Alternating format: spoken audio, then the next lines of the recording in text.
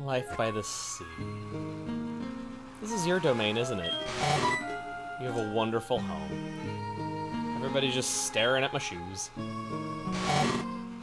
Pokemon yawned loudly. I do that too. When I'm working hard, I tend to yawn a lot. Hey everybody, it's Chugga Conroy, and welcome back to more Pokemon Heart Gold and Soul Silver. Last time, we did a whole ton of battles, we made it to Cianwood, our Chinchou evolved into Lantern. You crossed the sea to get here? That must have been hard. It would have been much easier if you had a Pokemon knew how to fly, but you can't use fly without the city's gym badge. If you beat the gym leader here, come see me. I'll have a nice gift for you.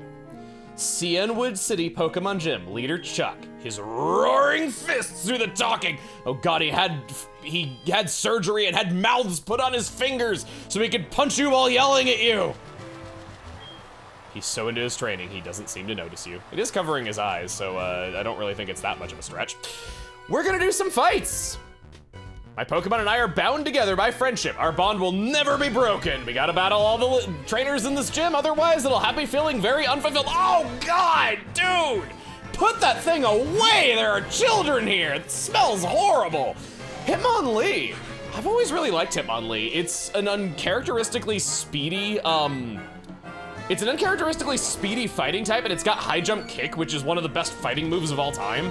It's super powerful and super fast. Did meditate there to raise his attack. I'm gonna have Chosen here go for the Thunderbolt. You have 111 HP. Is that the most of the whole team? No, unfortunately not. I'm surprised Ambipom is more than you. I kind of thought Ambipom would be the frail one. Hitmonlee's ability is Limber, so there's no chance of me paralyzing you. I think I'm gonna go for the Surf. I'm unshackled from our choice specs now, so I can do that. Really wanted Lantern. Lantern's just got the biggest awesome smile when you send her out into battle. So cute. Doing double kick. Huh! Huh! You can only hit twice. Not one of those 2 to 5 hit moves. That was a lot closer than I would have liked to have admitted. I gotta say that Cianwood Gym is one of my favorite locations in how it was adapted throughout the series. It's a case where, I didn't even notice your name is Yoshi. I was too busy staring into your crotch. Sorry. Usually people like drawing like anime cat girls in that pose, and sorry, but you ain't one. But you could be. Let me show you how this place looked in the original version. There was no waterfall. It was just Chuck, 1 black belt, and 3 rocks that you had to push in a simple pattern. Words are useless, let your fist do the talking. Fun fact, those 3 rocks that you had to push, you just pushed the left one up, the right one up, and then the middle one to the side. I was stuck on that for days as a kid. I could not figure out that puzzle for the life of me. I kept pushing them all up and wondering why it wasn't working. Not one of my finest moments. This guy's a black belt named Nob. That's a bit of a running gag throughout the Pokemon series, as Nob Agasawara was the head writer of the English versions of the Pokemon games from Red and Blue all the way through Diamond and Pearl. He hasn't worked on the franchise since then. Platinum was the first game that he was not the head localization guy on, but he's definitely left a mark on the series, and he usually would name either a hiker or a black belt after himself as a result, a trend that they continued even after he left. He's, without a doubt, had his mark on the games industry. I mean, he was the guy who wrote, "I like shorts, they're comfy and easy to wear," and basically any other memorable quote you can think of from the original Pokemon games. He says that he was the one who came up with the names for Hoppip, Skiploom, and Jumpluff. He also said that he saw the design documents that they had planned for gender and breeding to be a thing in Red and Blue, and he correctly guessed that it would be a thing in a sequel, so he personally tried to stand in the way of them naming Mr. Mime, just because he thought it would be awkward because his Japanese name isn't gendered. They went against his wishes, and that's why we have female Mr. Mimes now. So he tried to prevent that tragedy, but it wasn't enough. Black Belt Lao, Hitmonchan!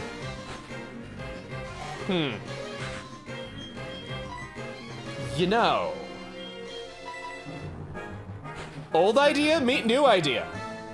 Let's see who's stronger. Hopkins is in a bit of a disadvantage, having a little bit of health taken off. It's a good thing I'm not a ground type. Oh, that did a lot. You've earned some milk. Just go ahead and pour that on over your horn. You'll just like soak it in through the pores in your skin. You'll be fine. Hitmonchan has Mach Punch, okay. You're a male, so we're going to get our 25% increased damage against you. We'll go for a Sludge Bomb. Ice Punch!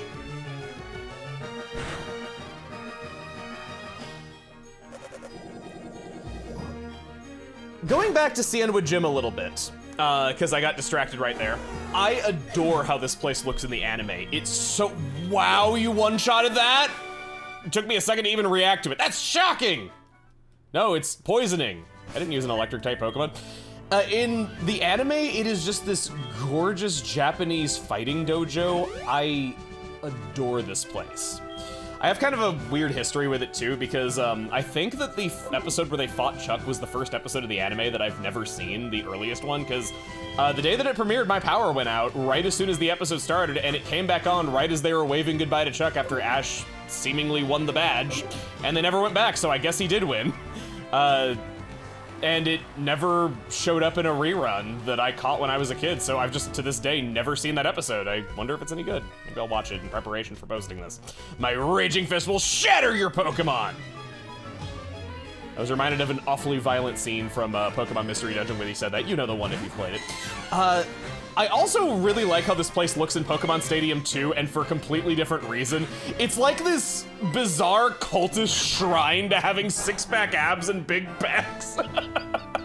I very much relate. I go to the gym every day. I am a member of this cult, but it's just so funny how glorified it is and how, like, you know, Chuck's not even a muscular guy.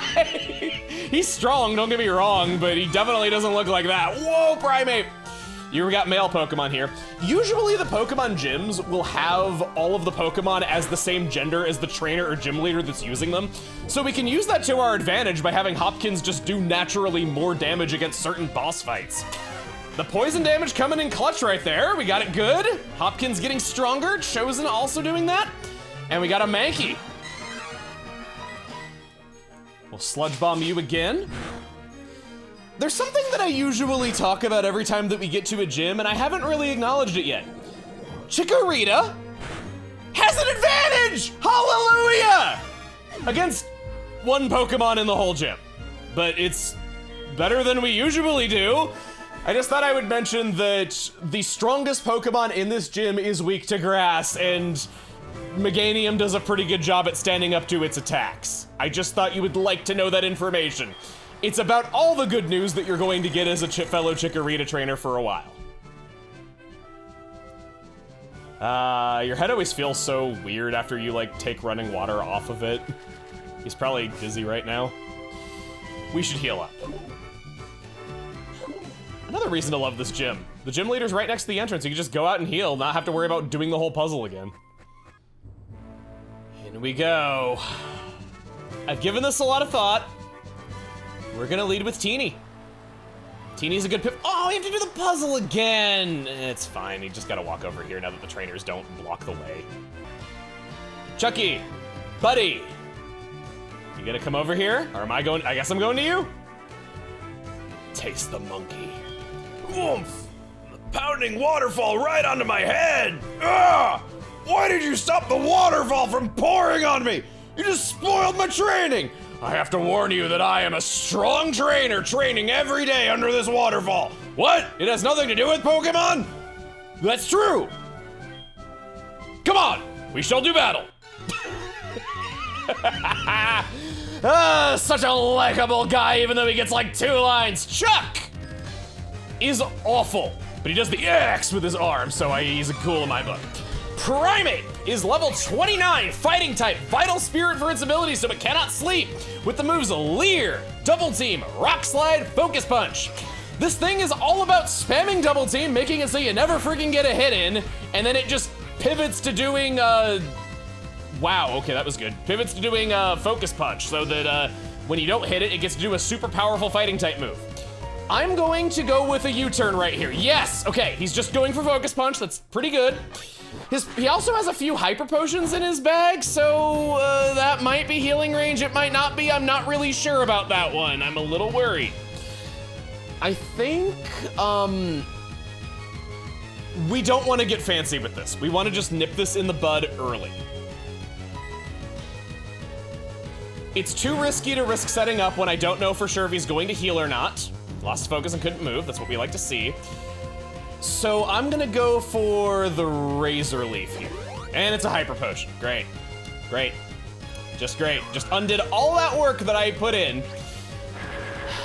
I was thinking by flinching it, hopefully outspeeding it.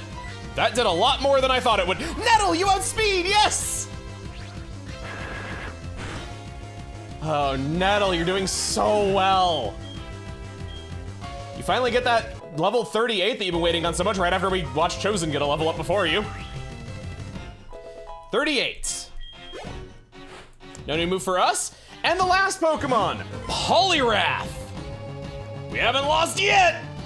Poliwrath is water fighting type, water absorbed for its ability, holding a citrus berry, Hypnosis, Body Slam, Surf, and Focus Punch. It's basically the same Pokemon again, just less speedy and more bulky, and it puts you to sleep so that it can get 3 Focus Punches off on you. That's the name of the game with, and yeah! Critical hit! Nettle Sweep again! I wasn't even planning on doing that, I thought we were gonna use Lantern! We lost. Give me your money. And the badge, that too, that's kind of important. I lost? How about that? All right, you're worthy of the Storm Badge. Sherb received the Storm Badge from Chuck. The Storm Badge lets your Pokemon fly to any city or town you've already been to. Finally, I've been walking from town to town every single day. Here, take this too. TM01, you know what move it is? It's Focus Punch. One of the most strategic moves out there, does huge damage, but only if you don't take damage that turn. It doesn't land if your foe you're attacking hits you first, but it's very powerful if it manages to hit. It's a clutch move. It's really, really fun. 150 power, 100% accurate, and TD and Agate can learn it. I'm trying to think if there's situations where I would learn this move, because that's kind of compelling, honestly. Out we go. That's Cianwood's gym badge. You should take this HM. HM02 Fly. Teach Fly to your Pokemon. You'll be able to fly instantly to anywhere you have visited. We got some things that we gotta take care of then. With our gym badge, I've now taught Fly to Kenya. And yeah, I've marked a lot of the maps too. The font is completely different on this. You can now see what we got here. Yeah, I called it Seal because you can't write the word seal with an A. We're just gonna fly back to Olivine. The flying menu in this game is great. You notice that you can fly up to the Lake of Rage. The only way that I could really ask for more is just being able to fly to the Pokemon Center outside of Union Cave. It's a bit wanting, because that comes in handy more than you'd expect right away. Stopping off over at the Pokemart, we got a special delivery! It is the Babiri Berry. Oh, I wanted to give a Chopal Berry to my Ambipom, actually. I didn't do that, and I really should have. Oh well, too late now. In the Mart, your reward for getting 6 badges is absolutely nothing. You can't buy any new items from this. Too bad. Night falls. It's about time that we go and resolve this, making it so that a tragedy is prevented. Many tragedies, in fact. It's not just Amphi that needs saving. Those sailors have to be able to see, too. Out we go. We can see the city lights below us. I'm trying to talk to Amphi here. Baloo, its breathing is slight. Will that medicine cure Amphi? It sure will.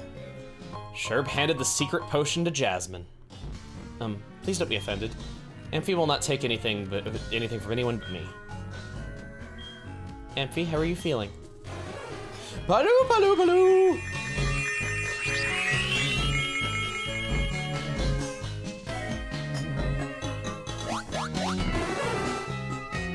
Oh, I'm so relieved. This is just so wonderful. Thank you so very, very much. I will return to the gym. I always wondered why Jasmine was the Steel-type gym leader in this region, because she doesn't really look like she ought to be. But I figured it out. It's because her kneecaps are made of iron. She doesn't take the elevator and instead leaves the way that involves falling down that hole that we did. Back in the original, you never went outside of the lighthouse. Instead, that area where you fall down, it would just plop you right down in front of a trainer, and I always loved watching people's reaction to that happening the first time because they'd always be so disgruntled by it. I don't have an Ampharos. so I can't show you that its sprite is adorable because it's so angy looking. But if you took your own Ampharos to go see Amphi, you'd get a special interaction where they would glow their tails together. Just helping out, you know? Once we step outside, we're due for this phone call. Oh, hi, Sherb. This is Warden Baoba. Sorry to have kept you waiting. We finally opened the Safari Zone. Do you know where it is? You know the gate inside the cavern in Cianwood City? If you go through there and walk for a short while, you should soon see the Safari Zone. We're a little out of the way, but please come visit. We now have a choice of battling the next gym or going to the Safari Zone. I would like to do neither. Instead, there's one last thing that I would like to show today. Going off to Ekritique City, there's now something that we can do there. Out to the east, right where these apricorns are, it's Suicune. All right, no ledge to save you now. Well, if I step out of the way like a dumbass, you still get away. I hadn't factored that into the equation. Suicune, how brave it is, how refreshing it is, how beautiful it is. You want to drink it? And how quickly it moves. Sure, you seem to be around where Suicune would appear. Well, that's okay. My desire to search for Suicune is far beyond yours. My grandpa was quite into myths. I've heard so many stories about Suicune from him. Suicune, I won't stop following you until I've found out what you're after. You hear me?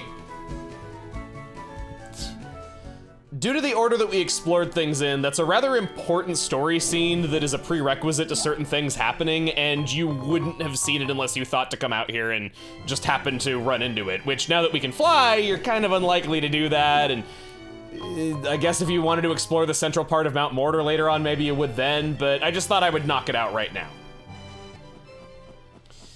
But we're not quite done. I told you that I would call back to Azalea Town eventually. Those battles where it's a good idea to have lots and lots of heavy balls, those are coming up quite soon. So as a courtesy to you, I'm gonna tell you that around this point in the game, I would start focusing on black apricorns and making sure that Kirk crafts you a lot of them. Picking up my friend balls that I left with him. I am prepared for war. Give me 53 heavy balls, old man. You ain't getting any sleep tonight! It'll take a day for me to make your Pokeball. Come back for it later. Old man, shower me in balls! The Slowpoke my dad gave me came back. Its tail's grown back too. You haven't said anything new. I thought you might have something new to say to us. That is gonna be it for now. Next time on Pokemon Heart Gold and Soul Silver, we're gonna make our decision on where to go next. See you guys then.